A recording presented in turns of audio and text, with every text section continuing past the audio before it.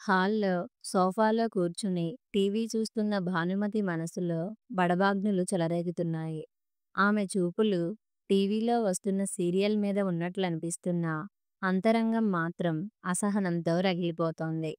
ఆమె ఇంతగా మానసిక కల్లోలానికి గురి కావటానికి కారణం, ఆమె ఒక పథకం ప్రకారం రచించుకున్న స్వీయ ప్రణాళిక భగ్నం కావటమే.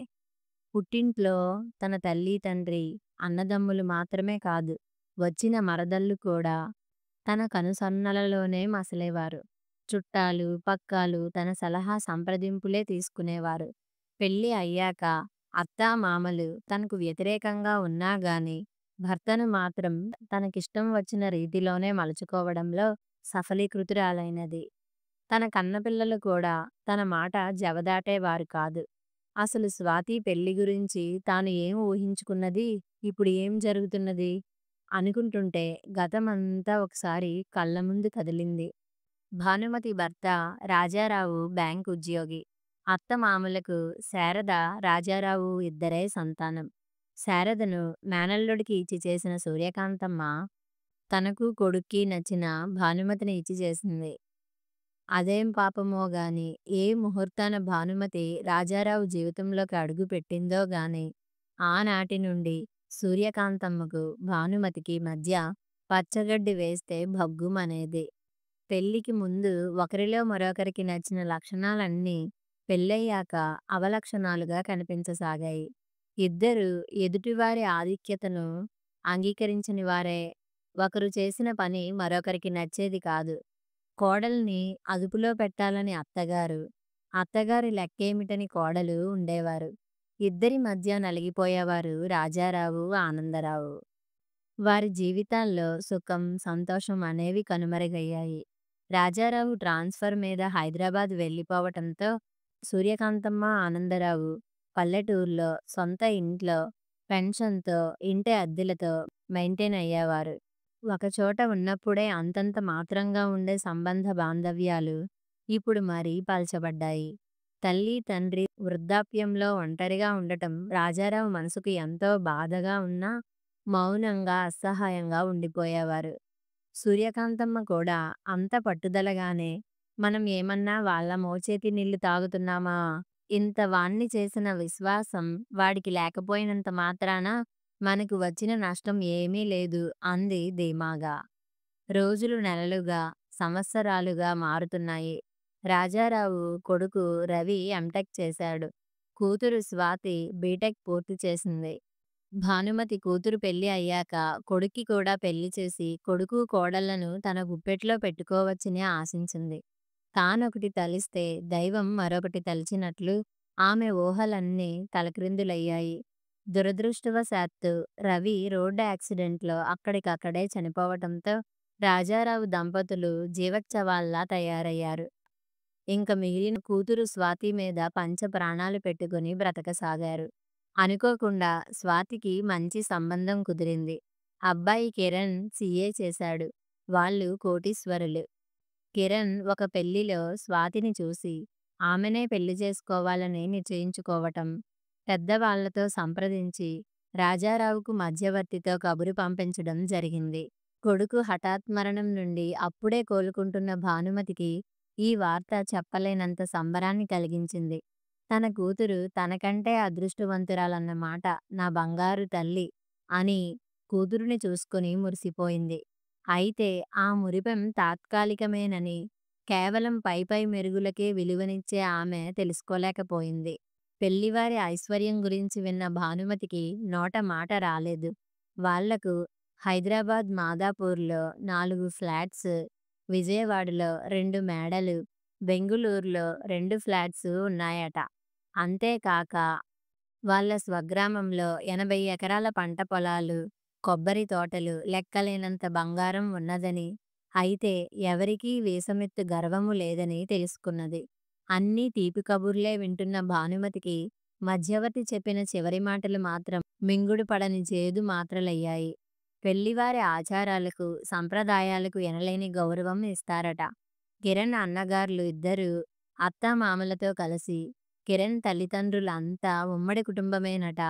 కాబోయే వియ్యంకుడికి తల్లిదండ్రులంటే చెప్పలేని ప్రేమట. వృద్ధులైన వాళ్ళిద్దరినీ చంటి పిల్లల్లా అపురూపంగా చూస్తారట. ఈ మాటలు వింటున్న రాజారావు ముఖం అపరాధం చేసినట్లు మాడిపోయింది.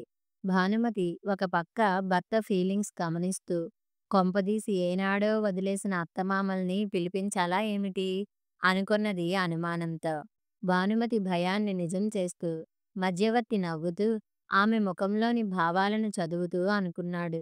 వీళ్ళ గురించి ఏనాడో విన్నాను. రాజారావుకు తల్లిదండ్రులతో సంబంధ బాంధవ్యాలు లేవని, వీళ్ళకు వాళ్లకు పడదని, ఒక్క ముక్క పెళ్లివారి చెవిన వేస్తే చాలు, ఇటువంటి తల్లి పెంపకంలో పెరిగిన పిల్ల తన ఇంట ఎలా మసలగలదని స్వాతిని తమ ఇంటి కోడలుగా చేసుకోవటానికి ఎంత మాత్రం ఒప్పుకోరు వాళ్ళు.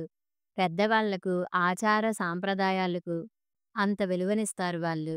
అయినా పెళ్ళిళ్ళు కుదర్చటమే తప్ప చెడగొట్టే స్వభావం కాదు తనది అనుకుంటూ, అమ్మా, ఇంతకు నేను చెప్పేదేమిటంటే, వారి అబ్బాయి మీ అమ్మాయిని చేసుకోవటానికి ఇష్టపడుతున్నాడని వారి మాటగా నన్ను చెప్పమన్నారు. వారి విషయాలు అన్నీ మీరు తెలుసుకున్నారు కదా. మీకు సమ్మతం అయితే వాళ్ళంతా పెళ్లిచూపులకి వస్తారట. మరో ముఖ్య విషయం ఏమిటంటే, మీ తరపు పెద్దవారు, ఓ అత్తామామలు, తల్లి తండ్రి పెళ్లిచూపుల నుండి అమ్మాయిని కాపురం పంపించేంత వరకు ఉండాలిట. కట్న కానుకలు ఏమీ వారికి అక్కరలేదు. పెళ్లి మాత్రం బాగా చేయాలిట. ఈ పెళ్లి చూపులు లాంఛనంగా అబ్బాయి తరపు వారు అమ్మాయిని చూడటానికి మాత్రమే. మీకు ఏమైనా అభ్యంతరాలు ఉంటే చెప్పండి. నేను వెళ్ళి వారికి చెప్తాను అన్నాడు మధ్యవర్తి. తన పని అయింది. తాను ఇంక వెళ్ళి వస్తానంటూ బయలుదేరాడు. అబ్బే, మాకు అభ్యంతరాలు ఏమీ లేవండి. అన్నింటికీ సమ్మతమే. చెప్పరేమిటండి?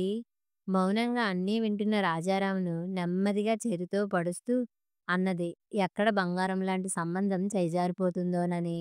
అవునండి, మాకే అభ్యంతరాలు లేవని, వారిని మంచి రోజు చూసుకుని అమ్మాయిని చూడటానికి రమ్మని చెప్పండి అన్నాడు గబగబా రాజారావు. మధ్యవర్తిని సాగనంపి లోపలికి వచ్చిన భానుమతికి ఏం చేయాలో పాలుపోవడం లేదు. అత్తమామలను తన ఇంటికి ఆహ్వానించడం అనేది తనకు ఎంత మాత్రమూ ఇష్టం లేని పని. ఇంచుమించుగా 25 నుండి ఎవరి దారి వారిదిగా బ్రతుకుతున్నారు.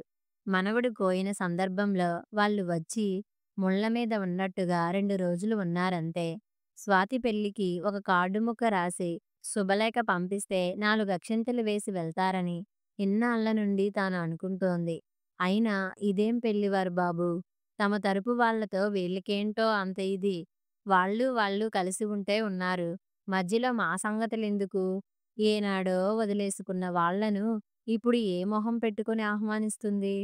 అత్తగారు పట్టుదలతో తనకు సమవుజ్జియే గాని తనకు ఎంత మాత్రమూ తీసిపోదు అనుకుని ఏమంటారన్నట్లు భర్త వైపు చూసింది.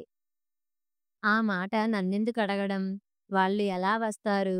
వాళ్ళ యోగక్షేమాలు ఏనాడైనా కనుక్కున్నామా? అన్నాడు రాజారావు సీరియస్గా. నాకు రావటానికి మొహం చల్లట్లేదు. నీకు కావాలంటే నువ్వెళ్ళు అన్నాడు ఇంకో మాట లేనట్లుగా. అతనే అన్నాడు మళ్ళీ. సర్లేండి, నాకు తప్పుతుందా? ఇంకో జన్మ ఎత్తినా మనం పిల్లకి ఇలాంటి సంబంధం తేగలమా? కోరి వాళ్ళంతట వాళ్ళే వచ్చారు కూడా అంది భానుమతి మనసులో మదనపడుతూ. ఒక మంచి రోజు చూసుకొని మనవరాలిని తీసుకెళ్ళి 4 మంచి మాటలు మాట్లాడితే కాదనరు ముసలాళ్ళు. రాకపోతే నలుగురు వాళ్ళనే అంటారు అనుకున్న భానుమతి స్వాతితో కలిసి ఆ పల్లెటూరుకు బయలుదేరింది. చిన్నతనం నుండి తల్లి మాటల వల్ల వాళ్ళంటే ద్వేషం పెంచుకున్న స్వాతి తల్లి ఎంతో బ్రతిమాలితే ఎలాగో విసుక్కుంటూ బయలుదేరింది. కూతురికి అక్కడికి వెళ్ళాక ఎలా మాట్లాడాలో హితబోధ చేసింది భానుమతి. అప్పుడే భోజనాలు చేసి చేతులు కడుక్కుంటున్న ఆనందరావు, సూర్యకాంతమ్మ అనుకోకుండా వచ్చిన వీళ్ళని చూసి కళా నిజమా అన్నట్లు ఒకరి మొహాలు ఒకరు చూసుకున్నారు. తేరుకున్న ఆనందరావు, రెండమ్మా లోపలికి అని ఆహ్వానించాడు. సూర్యకాంతమ్మ ఏం మాట్లాడలేదు. కనీసం కూర్చోమని కూడా అనలేదు. కొడుకు ఇంట్లో, తన ఇంట్లో కోడలు చేసిన అవమానాలు గుర్తొచ్చి ఆమె మనసు మండిపోతోంది. భానుమతి అవమానం దిగమింగుకుంటూ, మా అమ్మగారు స్టన్ అయ్యారే మనిద్దరినీ చూసి. అయినా మన ఇంట్లో మనకు మర్యాదలేంటే అంటూనే స్వాతిని కూర్చోమని చెప్పి తను కూడా ఓ కుర్చీలో కూర్చుంది. స్వాతికి ఇదంతా చాలా చిరాగ్గా ఉన్నది. ముళ్ళ మీద ఉన్నట్లు ఎలాగో కూర్చుంది. అత్తయ్యగారు ఎలా ఉన్నారు? మామయ్య గారి ఆరోగ్యం ఎలా ఉంటుంది? ఆప్యాయత వెలగబోస్తూ అడుగుతున్న కోడలిని చూసి, వావి వరుసలు కూడా ఇంకా గుర్తున్నాయన్నమాట. మేమున్నామో పోయామో చూద్దామనొచ్చారా? అంది పెడసరంగా సూర్యకాంతమ్మ. అయ్యయ్యో! ఎంత మాట అన్నారు అత్తయ్య గారు. ఏదో మీకు నచ్చినట్లుగా మీరు సొంతింట్లో ఉంటున్నారు కదా అని ఊరుకున్నాం గానీ, లేకపోతే అంతా ఒకచోట ఉండేవాళ్ళమే కదా! అంది లేని ప్రేమ వలగబోస్తూ భానుమతి. ఆహాహాహా! ఏం ప్రేమ కురిపిస్తున్నావు? ఇంతకీ ఎందుకు వచ్చినట్టు? అంది సూర్యకాంతమ్మ లోపలి నుండి మంచినీళ్ళు తీసుకువచ్చి టేబుల్ మీద పెడుతూ. అప్పుడు ఇంక తప్పదన్నట్లుగా, మీ మనవరాలికి పెళ్లి సంబంధం కుదిరిందండి. కోటీశ్వరులు కోరి మన స్వాతిని చేసుకోబోతున్నారు. పెళ్లి చూపుల నుండి అన్నీ మీరే దగ్గరుండి జరిపించాలి. అంది ఎంతో వినయ విధేయతలు కనబరుస్తూ. మాకెందుకులే లేనిపోని పెద్దరికాలు. అన్నీ తెలిసిన దానివి నువ్వే చేసుకో అంది సూర్యకాంతమ్మ ముక్తసరిగా. ఇంతకాలం అయిందేదో అయింది. ఇంక మీరు పెద్దవాళ్ళయ్యారు. ఒక్కళ్ళూ ఉండలేరు. అక్కడికే వచ్చేద్దురుగాని అంది ఆ విషయంలో అప్పుడే గుర్తువచ్చినట్లే. నీకు ఆ ఇంగిత జ్ఞానం ఉంటే నా ఒక్కగానొక్క కొడుకును నీ కొంగున ముడేసుకుని మమ్మల్ని దూరం చెయ్యవు వాడిని అంది సూర్యకాంతమ్మ విసురుగా.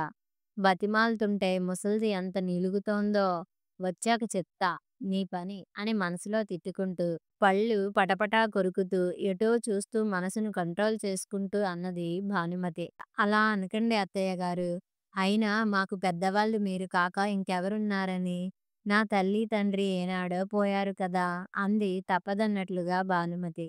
ఇదంతా చూస్తూ మౌనంగా వింటున్న ఆనందరావు కల్పించుకుంటూ మనవరాల్ని పలకరించి, అమ్మా జాబ్‌కు ట్రై చేస్తున్నావా?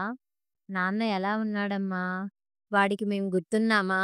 ఒక్కగానొక్క కొడుకు మనసు లేకుండా ఎలా తయారయ్యాడో తలుచుకుని బాధపడుతూ అన్నాడు. ఆ! వాడికేం నిక్షేపంలా ఉంటాడు. అయ్యో! అమ్మా నాన్న నన్ను ఎలా పెంచారు?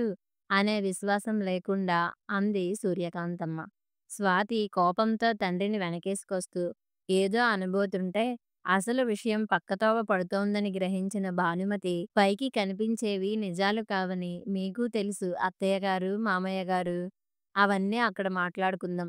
మీరు మాతో వచ్చినా సరే, లేదా రేపు మీ అబ్బాయి వచ్చి మిమ్మల్ని తీసుకొస్తారు అంది ఇంక వెళ్ళటానికి లేచి నిలబడుతూ. ఏమే స్వాతి, మేము ఎప్పుడైనా గుర్తొస్తామా అసలు? అయినా నిన్ను మీ అమ్మ ఎప్పుడు రానిచ్చింది మా దగ్గరికి? పోయిన ఆ పిల్లాడిని అంతే అని కోడలి వైపు చూస్తూ ఇంక తప్పదన్నట్లుగా పెళ్లివారిని గురించిన వివరాలు అడిగింది. పెళ్లివారి ప్రస్తావన రాగానే భానుమతి కళ్ళు మెరిశాయి.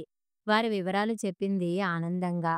పెళ్లి చూపులు లాంఛనమే. మీరు 2 రోజులలో బయలుదేరి రండి అని మామగారికి కూడా చెప్పి, కూతురిని కూడా చెప్పమని సైగ చేసి వెళ్ళటానికి లేచి నిలబడింది. వివరాలన్నీ విన్న సూర్యకాంతమ్మ మనసులో ఆలోచనలు చకచకా మారిపోయాయి. అలాగా బావుంది. భోజనాలు చేశారా? ఇప్పుడే కాసిని బియ్యం పడేస్తాను అంది వంటగదిలోకి వెళ్ళబోతూ. మీకు ఆ శ్రమ ఏమీ వద్దు అత్తయ్యగారు. మేము హోటల్లో భోజనం చేసే వచ్చాం అంది భానుమతి. నీ బోడి భోజనం కోసం ఎవడేడ్చాడు అనుకుంటూ మనసులోనే అత్తగారిని శాపనార్థాలు పెడుతూ. సరే అంటూ నిలబడిపోయిన అత్తమామలతో మరీ మరీ చెప్పి బయలుదేరింది భానుమతి కూతురిని తీసుకుని. అబ్బా ఏంటమ్మా ఆవిడ అలా మాట్లాడుతుంటే నువ్వెంత సహనంగా ఎలా ఊరుకున్నావో గాని నాకు చాలా చిరాకొచ్చింది అంది స్వాతి. అంతేనే ఆ మహాతల్లి నీకు కాబోయే అత్తవారి చాదస్తాల వల్ల వాళ్ళ మొహాలు చూసి బ్రతిమాలక తప్పలేదు అంది భానుమతి నిరసనగా చూస్తూ తన తప్పేం లేదన్నట్లు. భానుమతి స్వాతి అటు తిరగగానే ఏమి అదృష్టం తల్లిని మించిపోయింది. కాళ్ళ దగ్గరికే వచ్చింది కనక సింహాసనం. చూడాలి పెళ్లి ఎలా జరుగుతుందో. చాలా ఐశ్వర్యవంతులట అంది పెళ్లి అప్పుడే జరగబోతున్నట్లుగా సూర్యకాంతమ్మ. అప్పుడే రెడీ అయిపోతున్నావేమిటి పెళ్ళికి అన్నాడు ఆనందరావు గారు వేళాకోళంగా. వెళ్ళక ఏం చేస్తాం పిలిచినా రాలేదని మననే ఆడిపోసుకుంటారు. చూద్దాం మీ కొడుకును రానియండి అంది ఆమె. భానుమతి ఆదేశం ప్రకారం 2 రోజుల తర్వాత తల్లిదండ్రుల దగ్గరకు వచ్చాడు రాజారావు. కొడుకుకు ముందు అష్టోత్తర శతసహస్రాలతో దీవెనలు అందించిన తర్వాత భోజనం పెట్టింది సూర్యకాంతమ్మ. భార్య ఒత్తిడికి తలవంచి, తల్లి ధోరణిని భరించలేక, తాను వారికి దూరం కావటం జరిగిందనే విషయం చూచాయిగా స్పష్టం చేసిన రాజారావు తల్లిదండ్రులను తీసుకుని హైదరాబాద్ బయలుదేరాడు. అత్తగారిని, మామగారిని సాదరంగా ఆహ్వానించి సకల మర్యాదలు చేసింది భానుమతి. కోడలు మారిపోయిందా అని వారు భ్రమపడేటట్లుగా. ఇదంతా చూస్తున్న స్వాతికి ఓ ప్రక్క కోపం, నవ్వు రెండూ వస్తున్నాయి. తల్లి నటించలేక పడుతున్న శ్రమ చూసి. మంచి రోజు చూసి పెళ్లి చూపులు నిర్ణయించారు. పెళ్లి వారంతా 2 కార్లలో 25 మంది వరకు వచ్చారు. కిరణ్ ఇదివరకే స్వాతిని చూసి వచ్చి ఉండటంతో అతని తరపు వాళ్ళంతా చూసి సానుకూలంగానే స్పందించారు. స్వాతి అందం, నెమ్మదితనం వాళ్లకు బాగా నచ్చాయి. రాజారావు తల్లిదండ్రులను వారికి పరిచయం చేశాడు. కాబోయే వియ్యంకుడు ఆనందరావును వదల్లేదు. తన తండ్రి పట్ల చూసే ఆపేక్ష ఆయన పట్ల కూడా వ్యక్తం చేయటంతో మనుషులంటే మొహం వాచి ఉన్నట్లుగా ఉన్న ఆనందరావులో కొత్త ఉత్సాహం వెల్లివిరిసింది. సూర్యకాంతమ్మను కూడా కాబోయే వియ్యాలవారు ఎంతో గౌరవంతో చూసి అభిమానంగా మాట్లాడటంతో ఆమె ఆనందానికి అవధుల్లేవు. కోడలి ముఖంలో మారుతున్న రంగులను ఆమె గమనిస్తూనే ఉంది. భానుమతికి ఇదంతా చూస్తుంటే ఒంటికి కారం రాసుకున్నట్లుగా ఉన్నది. తమతో సమానంగా ఏమిటి ఇంత ఇదిగా చూస్తున్నారు వీళ్ళు అత్తమామలను అనుకున్నది అసహనంగా. స్వాతికి కూడా కిరణ్ నచ్చటంతో ఇంక పెళ్లికి గ్రీన్ సిగ్నల్ ఇచ్చినట్లయింది. కాఫీ, టిఫిన్లు పూర్తి అయ్యాక చొరవ తీసుకుని రాజారావు అన్నాడు వియ్యంకుడితో. అక్కయ్యగారు, బావగారు మీ అభిప్రాయం చెబితే తాంబూలాలకు ముహూర్తం గురించి మాట్లాడుకుందాం అన్నాడు వినయంగా. అలాగే తప్పకుండా మేము మా పురోహితుడితో కబురు పంపిస్తాం అన్నారు సూర్యారావు గారు. సాదరంగా వారిని కారు వరకు సాగనంపి వచ్చిన రాజారావు దంపతులు కూతురికి పట్టిన అదృష్టం గురించి మాట్లాడుకుని మురిసిపోయారు. భానుమతికి వచ్చిన వారి ఒంటినిండా బంగారం, ఖరీదైన పట్టుచీరలు చూస్తే నోట మాట రాలేదు. అంత ఐశ్వర్యం ఉన్నా ఎవరికీ తలబిరుసుతనం లేదు. అంతా కలుపుగోలుగా మాట్లాడారు అనుకున్నది మనస్ఫూర్తిగా. ఆనందరావు దంపతులకు కూడా చాలా ఆనందంగా ఉన్నది ఇదంతా చూస్తుంటే. ఒక మంచి రోజు చూసి తాంబూలాలు నిశ్చయించారు రాజారావు ఇంటిలోనే. భానుమతి హడావుడికి అంతులేదు. ఆ రోజే పెళ్ళి అన్నట్లుగా కంగారు పడుతోంది. స్వాతి కాబోయే అత్తగారు విశాలాక్షి భానుమతికి, సూర్యకాంతమ్మకు పట్టుచీరలు పట్టుకొచ్చి పెట్టింది. స్వాతికి 10,000 రూపాయల పట్టుచీర, నెక్లెస్ పెట్టింది. భానుమతి కూడా వాళ్ళ హోదాకు సరిపోతాయో లేదో అనుకుంటూనే వచ్చిన వారందరికీ ఖరీదైన బట్టలు పెట్టింది. షట్రసోపేతమైన రుచులతో కులాసా కబుర్లు చెప్పుకుంటూ అందరూ భోజనాలు పూర్తి చేశారు. కిరణ్కు ఇంకా 20 రోజులలో పెళ్లి ముహూర్తం నిర్ణయించటానికి కుదురుతుందో లేదోనని రాజారావును అడిగి మంచి రోజున ముహూర్తం పెట్టారు. వచ్చే నెలలో కిరణ్ స్టేట్స్కు వెళ్ళిపోవాలట. అందుకనే ఇంత తొందరని చెప్పారు. తనకు ఏమీ ఇబ్బంది లేదని పెళ్లి పనులు మొదలుపెట్టాడు రాజారావు. కళ్యాణ మండపం ఏసీ బుక్ చేశాడు. ప్రక్కనే ఈఏసీ ఫ్లాట్స్ పెళ్లివారికి బుక్ చేశాడు. ఇంక భానుమతి హడావిడికి అంతులేదు. కాళ్లకు చక్రాలు కట్టుకున్నట్లుగా విజయవాడలో ఉన్న తన 2 ఫ్రెండ్స్‌తో కలిసి బట్టల షాపులకు, బంగారం షాపులకు తిరిగింది. పెళ్లి కొడుక్కి గొలుసు, ఉంగరం, వెండి కంచం, వెండి చెంబు, పట్టుబట్టలు కొన్నది. పెళ్లివారందరికీ పట్టుచీరలు కొన్నది. తప్పదని అత్తమామలకు 5, 6 వందలలో బట్టలు కొన్నది. వియ్యాలవారు అత్తమామలకు చేస్తున్న మర్యాదలు చూస్తుంటే ఆమెకు ఒళ్ళు మండిపోతోంది. పెళ్లి కాగానే స్వాతితో తన 2 మరదళ్ళను పంపాలని నిశ్చయించుకున్నది. వాళ్ళ హోదా చూసి తను ఏమీ మాట్లాడలేకపోతోందే అనుకున్నది. అందరూ ఎదురుచూస్తున్న రోజు రానే వచ్చింది. భానుమతి విడిదిలో పెళ్లివారికి కావాల్సిన ఏర్పాట్లు అన్నీ చూడటానికి 4 మనుషులను పెట్టింది. స్వాతి పెళ్లి కూతురి అలంకరణలో మెరిసిపోతోంది. రాజారావు చెల్లెలు శారద పెళ్లి ముందు రోజే వచ్చింది. తాంబూలాలకు కూడా హడావిడిగా వచ్చి వెళ్ళిపోయింది ఏవో పనులున్నాయని. వదినగారి మర్యాదలు, తల్లిదండ్రులను చూస్తున్న తీరు చూసి కొత్తగా ఏం ప్లాన్ వేసిందో అనుకున్నది శారద. భానుమతికి కాబోయే వియ్యాలవారు స్వాతికి ఒక్కగానొక్క మేనత్త అని చాలా మర్యాద, గౌరవం ఇచ్చారు. అంత ఆస్తిపరులైనా గాని ఏం మాత్రం భేషజం లేకుండా పెళ్లి వారంతా తమతో అంత ఆత్మీయంగా, అభిమానంగా ఉండటం చూసి చిన్నప్పటి నుండి ఒంటెత్తు పోకడలతో పెరిగిన స్వాతి మనసులో విశాల భావాలు, కొత్త ఆలోచనలు వెల్లువెత్తాయి. చిన్న విషయాలకే ఎంతో ఆర్భాటం చేసి, తన ఆధిక్యతను చాటుకునే తల్లి చేష్టలు గుర్తుకొస్తుంటే, వీళ్ళ ముందు తాము ఎంత అనిపించింది స్వాతికి. పెళ్లివారు చిన్న చిన్న లోపాలున్నా సర్దుకుపోతున్నారు. తెలిసిన వాళ్ళంతా స్వాతి అదృష్టం గురించి పొగుడుతుంటే, భానుమతికి ఆకాశంలో హాయిగా విహరిస్తున్నట్లనిపించింది. పెళ్లితంతు మొదలు కావటంతో భానుమతి, రాజారావు వచ్చిన వారందరినీ సాదరంగా ఆహ్వానిస్తున్నారు. భానుమతి పట్టించుకోకుండా వదిలేద్దామన్నా కానీ, స్వాతి అత్తగారు, ఆమె అత్తగారు శారదను, సూర్యకాంతమ్మను వాళ్ళ మధ్య కూర్చోబెట్టి కబుర్లు చెప్తుంటే, భానుమతి హృదయంలో సన్నగా చెలరేగిన మంట ఉధృతం కాసాగింది. అంతేకాదు, రాజారావు కూడా వియ్యంకుడి పంతాలో అంతకు ముందే అతని హృదయంలో కలిగిన పశ్చాత్తాపం కారణంగా తల్లిదండ్రులను వచ్చిన దగ్గర నుండి ఆప్యాయంగానే చూస్తున్నాడు. కొడుకులో వచ్చిన మార్పుకు ఆనందరావు దంపతులు మనస్సులు సంతోషపడి, వాడికి మాత్రం తల్లి తండ్రి అంటే ప్రేమ ఉండదా మరి?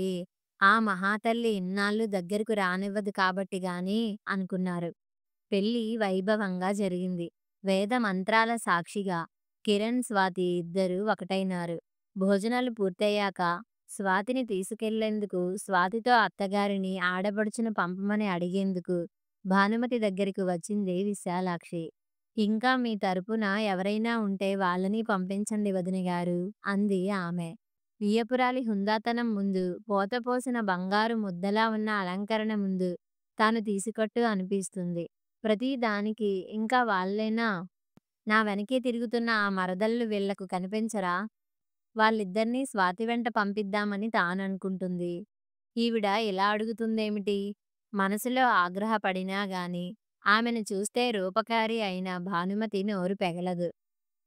వాళ్ళెందుకు నా మరదళ్ళను పంపిస్తానంటే ఏమనుకుంటారో అని మౌనంగా సరేనని తలూపింది.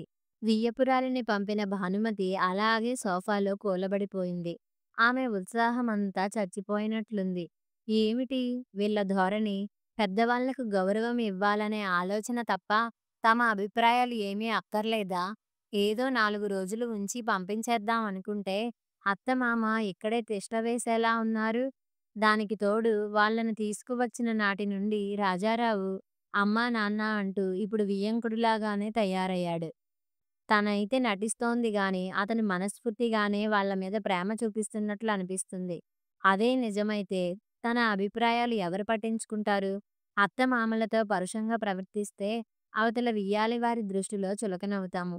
తానెంతగానో ద్వేషించే అత్తమామలను తనతో సమంగా చూస్తున్నాం. ఇంతకన్నా తనకు అవమానం ఇంకేముంటుంది అనుకున్నది ఆమె. ఈ ఆలోచనలతో ఆమె మనసు కుతకుతలాడుతుంటే గుమ్మం దగ్గర చప్పుడైతే తలెత్తి చూసింది భానుమతి. స్వాతి నెమ్మదిగా వస్తోంది. కొత్త అందాలతో మెరిసిపోతున్న కూతురిని చూసి సర్వం మరచి ఆమె నుదుట ముద్దు పెట్టుకుని దగ్గరకు తీసుకుంది. తల్లి మనసును చదివినట్లుగా అన్నది స్వాతి. ఎందుకమ్మా అక్కడ అంత హడావిడిగా ఉంటే నువ్వు ఒక్కదానివే ఇలా ఒంటరిగా కూర్చున్నావు? నీ చుట్టూ ఎంతోమంది ఉన్నా గాని నీకు నీవు ఒక గీరి గీసుకుని బ్రతికావు ఇంతకాలం. నన్ను కూడా అలాగే పెంచావు. నీకు నేను ఎన్నోసార్లు చెప్పాలని ప్రయత్నించి నా మీద నువ్వు పెంచుకున్న అపురూపమైన ప్రేమతో ఎక్కడ నువ్వు బాధపడతావోనని నువ్వు చెప్పిన ప్రతిదానికి తలాడించాను. ఇన్నేళ్ళొచ్చాక ఇప్పుడు నువ్వు నన్ను విమర్శించేంత దానివయ్యావా అని అనుకోకమ్మా. వీళ్ళందరూ చూడు మనస్ఫూర్తిగా మాట్లాడుతున్నారు. మనస్ఫూర్తిగా నవ్వుతున్నారు. ఎంత సంతోషంగా ఉన్నారో చూడు. పైకి నువ్వు కూడా నవ్వుతూనే ఉన్నా గాని నిజంగా నువ్వు ఆనందంగా ఉన్నావా? ఒక్కసారి నిన్ను నువ్వు పరిశీలించుకో. మా అమ్మ, తాతయ్యల నుండి నాన్నను విడదీసి నువ్వు ఏం సాధించావమ్మా? మా అత్తగారు వాళ్ళంతా మా అమ్మ, తాతయ్యలకు ఇస్తున్న ఇంపార్టెన్స్ చూసి నీలో నువ్వు ఎంత ఆగ్రహంతో ఉన్నావో నేను ఊహించగలనమ్మా. కానీ ఒక్క మాట, వాళ్ళు పెద్దవాళ్ళు అయిపోయారు. తప్పులు అందరూ చేస్తారు. మా అమ్మది సాధింపు ధోరణే, కాదనను. కానీ ఎందుకలా ఉన్నది ఆమె? ఒక్కగానొక్క కొడుకు దూరమైన బాధ. ఇక్కడికి వచ్చాక ఆ మనిషే మారిపోయింది. నాన్న వాళ్ళ పట్ల చూపిస్తున్న ఆప్యాయతే అందుకు కారణం. అన్నయ్య బ్రతికుంటే నువ్వు అన్నయ్య నీ దగ్గరే ఉండాలని అనుకునేదానివి కాదా? అమ్మా, నీకు ఒక విషయం తెలుసా అమ్మా? మా అత్తగారిని వాళ్ళ అత్తగారు అంత ప్రేమగా చూస్తున్నా, ఏదో ఒకటి సాధిస్తుంది అప్పుడప్పుడు. అయినా అత్తయ్య గారు చిరునవ్వుతో వదిలేస్తుంది. అస్సలు పట్టించుకోదు. నేను పెంచిన గారాల కూతురు ఇలా మాట్లాడుతుందేమిటి అనుకోకమ్మా. ఒక్కసారి ఆత్మ పరిశీలన చేసుకో. నువ్వు గమనించావో లేదో గాని, నాన్న కూడా ఇదివరకు డల్‌గా ఉండే మనిషి ఇప్పుడు చాలా హుషారుగా ఉంటున్నారు. వాళ్ళని ఆపేక్షగా చూస్తున్నారు. అత్తయ్యలిద్దరూ నువ్వంటే గజగజలాడిపోతారని నువ్వు ఎంతో గర్వంగా ఫీలవుతావు కానీ, వాళ్ళు నీ వెనకాల నిన్ను ఎలా తిట్టుకుంటారో నాకు తెలుసు. గొడవలెందుకని ఎప్పుడూ నీతో చెప్పలేదు నేను. అన్నయ్య పోయాక నువ్వు, నాన్న నా మీద పంచ ప్రాణాలు పెట్టుకొని బ్రతుకుతున్నారని నాకు తెలుసు.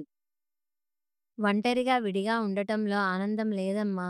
ఒకరి మీద పెత్తనం చలాయించటం ఆధిపత్యం కాదమ్మా. నువ్వు మనస్ఫూర్తిగా మా అమ్మను, తాతయ్యను గౌరవించి, అభిమానించిన నాడు నీ ఆధిక్యమే కనపడుతుంది. ఒక్కసారి ఆలోచించి చూడమ్మా. ఈ సమయంలో నాన్న మనసును బాధపెట్టి, నువ్వు బాధపడి సాధించేది ఏముందమ్మా? నీ ఆలోచనా దృక్పథం మారిన నాడు నీకు ఎటువంటి కోపము, బాధ ఉండవు. గతాన్ని వదిలేయి. అప్పుడు నీ మనసుకు నీవే అధిపతివి అవుతావు అంటూ అక్కడి నుండి స్వాతి నెమ్మదిగా నిష్క్రమిస్తుంటే చేష్టలుడిగి చూస్తోంది భానుమతి. కథ సమాప్తం.